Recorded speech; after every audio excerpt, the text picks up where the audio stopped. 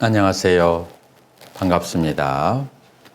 이번 시간에는 알아차림 중에서 네 가지의 알아차림 중에서 몸에 대한 알아차림과 느낌에 대한 알아차림 두 가지를 전 시간에 말씀드렸고요. 이번에는 마음과 법에 대한 알아차림에 대해서 말씀드리겠습니다. 신념처라고 하는 것, 이제 우리는 마음의 속성을 우리가 알아야 되는데요. 마음이라고 하는 것은 마음이 무엇에 어떠한 상태에 있는 것을 알아차리게 되는 거죠. 그래서 마음이라고 하는 것은 크게 무언가에 대해서 집착을 하고 있거나 아니면 무언가를 싫어하고 있거나 아니면 무언가에 대해서 무덤덤한 그런 느낌. 자, 그래서 그것을 탐진치라고 하는 거죠. 그래서 마음은 탐하고 있거나 좋은 것은 탐하고 싫은 것은 싫어함. 그 다음에 무덤덤한 느낌에 대해서는 그것은 치라고 하는 어리석은 상태로 가 있는 거죠. 자, 그러면 탐진치라고 하는 것은 우리 불교 전문 용어로는 째따시카, 심소라고 그래요. 자, 왜 심소라고 하냐면 마음에 속한 것이라서 심소라고 하고 마음의 대상이기 때문에 심소라고 그래요. 자, 마음의 대상이라는 것 자체가 얘들은 마음은 아니에요. 그래서 탐심, 진심, 치심이라고 이 합성어인데 탐 플러스 심이에요. 그래서 탐하는 상태는 심소고 그것을 아는 마음은 심. 노여워하는 상태는 그것은 심소고 그 다음에 그것을 아는 마음은 심. 어리석은 상태는 치, 그 다음에 그것을 아는 마음은 심이에요. 자, 이런 식으로 심소와 심, 마음에 속한 것과 마음 두 가지가 합성되어서 발생하고 사라지는 것을 알게 돼요. 자, 여기에서 그러면 마음만 따로 존재합니까? 여기에서 초기 불교에서는 no, 대승불교에서도 마찬가지죠. 마음이 홀로 따로 존재하지 않아요. 물론 힌두교에서는 독존, 까이발야라고 해서 홀로 존재하는 마음을 얘기하는데 우리 불교에서는 그런 것을 믿지 않죠. 그래서 마음은 무언가의 대상과 함께 일어나서 그 독일의 유명한 그 후설이라고 하는 현상학자는 마음의 intentionality, 지향성을 가지고 있다. 그것은 탐이나 진이나 치, 어떤 물질적, 심리적 대상을 향해서 마음은 가고 있고 그 대상들은 바로 심소라고 한다. 자, 이래서 이 두 가지로 이루어졌다라고 하는 것을 알 수가 있어요. 영어로 하면 더 이해하기 쉬워요. The consciousness of camera 하면은 consciousness는 마음이고 카메라에 대한 영상 혹은 표상은 그것은 심소가 되는 거죠. 그래서 무엇에 대한 마음이라서 혼자서 일어나지는 않는데 그렇지만 우리는 구분할 수가 있어요. 이것은 마음이고 이건 심소다. 자, 여기에서 우리는 이제 까다로운 문제가 발생하는데 무엇을 관찰하는 것이 심념천인가? 마음을 관찰하는 것이 아니면은 탐을 관찰하는 것이 탐한 상태를 관찰하는 것을 심념처라고 하는가? 아니면 그것을 아는 마음을 관찰하는 것이 심념처라고 하는가? 이 문제는 전문가들 사이에서도 그것은 남방의 수행자들 사이에서도 의견이 본토에서도 갈릴 정도로 어려운 건데 제가 쉽게 설명을 해드리면 이 쉽게 이렇게 말할 수 있어요. 우리 불교에서는 속죄와 진죄를 얘기하는데 탐한 상태는 속죄의 마음이고 그것을 아는 마음은 심은 진죄의 마음이다라고 할 수 있는데 이런 구분은 어디에 의존하는가? 우리는 세오민센터에 가면 빠라마따 찌따라고 그렇게 얘기하면서 빠라마따 찌따는 진죄의 마음이죠. 그래서 아는 마음을 관찰해야 된다고 얘기해요. 자, 그래서 우리가 이제 그 기본적으로는 탐심이 있으면 탐심이 있음, 진심이 있으면 진심이 있음, 치심이 있으면 치심이 있음이라고 알아차리는데 우리의 마음은 탐과 심 양쪽 사이에서 어디에 집중을 해야 되는가? 탐이 아니고 심이에요. 그 다음에 진이 아니고 심이고 치가 아니고 시고 그래서 탐심과 진심과 치심이 일어났을 때 그것을 아는 마음에 집중하는 것을 심념처라고 하고 자, 이것이 바로 유식에까지 연결되어서 유식에서는 그리고 우리는 그 선종의 가장 그 대표적인 초기 작품 중에 하나 달마 혈맹론과 관심론에서는 무엇라고 마음을 얘기하냐면 마음에는 두 가지가 있는데 하나는 물들은 마음 염호심과 그 다음에 맑은 마음 청정심 두 가지가 있다. 그래서 이 물들은 마음에서 그것을 놓아버리고 청정한 마음을 보는 것을 견성이다 라고 할 때 지금 우리는 심념처에서 얘기하는 탐심과 진심과 치심이 있을 때 탐진치가 발생할 때 탐진치의 마음을 집중하지 않고 그것을 아는 마음으로 돌리는 것은 선종에서 혹은 혈맹론이나 그리고 관심론에서 그리고 유식에서 그와 같이 표현하고 있음을 우리는 여기 심념처를 근본으로서 알 수가 있다라고 하는 거예요. 여기에서 화를 내는 마음을 진심이라고 하는데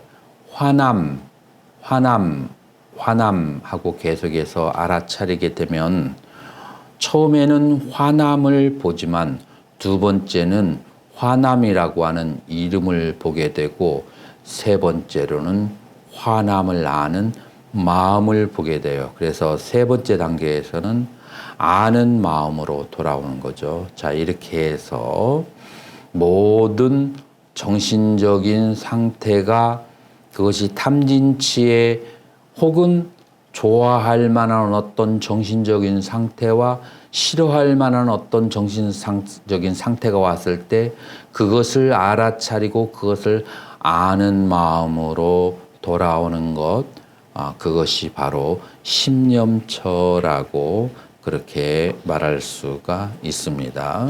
자, 그래서 우리는 화나는 것을 관찰할 때 두 가지를 집중해야 되는데 첫 번째로 알아차림을 통해서 화남을 성냄을 극복할 수가 있고 그 다음에 두 번째로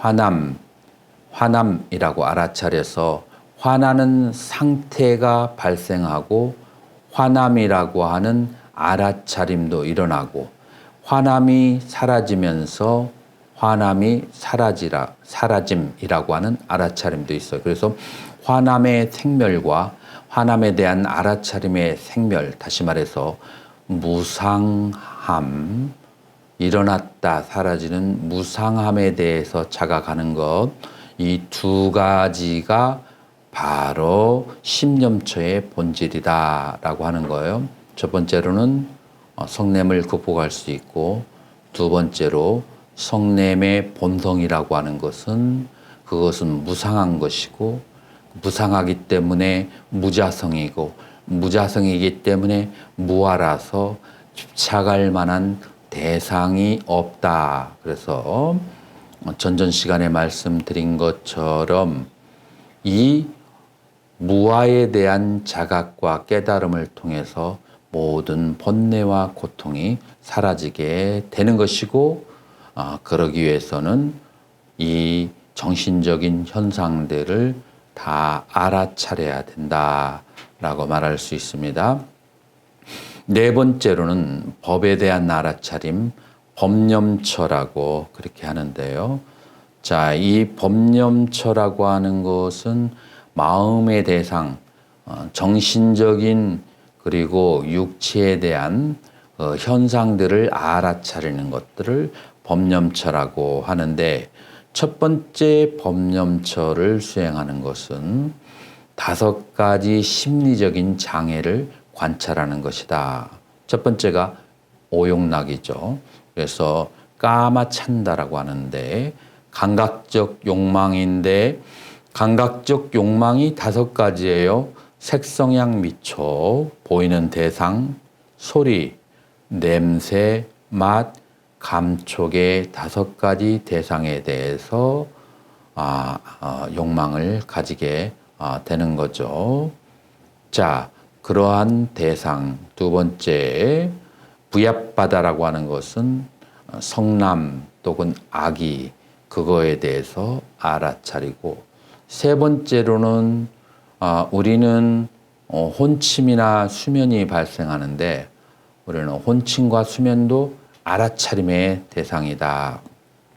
자, 네 번째로는 우다자 꾹꾹자. 우다자는 들뜸이고, 그 다음에 꾹꾹자는 후회, 이제 회한이라고 하는데요.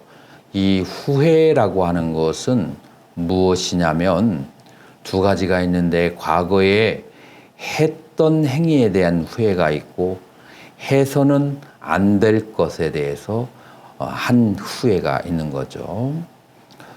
저는 해야만 되는데 하지 못했던 것에 대한 후회는 제가 7살 때 아주 아침 새벽에 덕구라는 개를 키우고 있었는데, 아주 이른 새벽에 죽고 까무라칠 정도로 그렇게 소리를 지르는데, 분명히 문을 열고 나가서 봐야 되는데 졸리기도 하고 두렵기도 하고 해서 이렇게 씨앗이가 돼서 얼음이 되어서 움직이기가 못하고, 다음날 아침에 나가보니까 그 개는 보이지 않고, 이틀, 3일, 일주일이 지나도 그 개를 발견하지 못했을 때, 나는 그 후로 20년 이상을 그때가 되면 후회하는 마음이 들었는데, 이런 경우는 이제 해야만 하는데 하지 않은 것에 대한 후회가 이제 되는 거죠.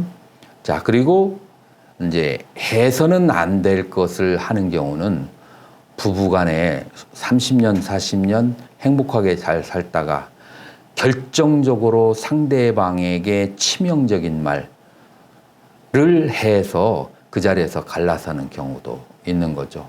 자, 그래서 그 뒤에 아무리 실수했다 후회하고, 그 다음에 술에 취해서 그런 말을 했다 해도 한번 그렇게 자존심이 상한 것은 회복이 안 되는 경우가 있더라고요. 그래서 해서는 안 될 것을 한 것에 대한 후회는 크게 2가지로 알아차려야 되는데, 이 후회할 대상에서 깊이 사유하는 것도 수행이에요. 그건 사예라고 할 수 있어요. 그러나 이 알아차림의 수행에서는 후회하지 않을 말에 대해서 했다라는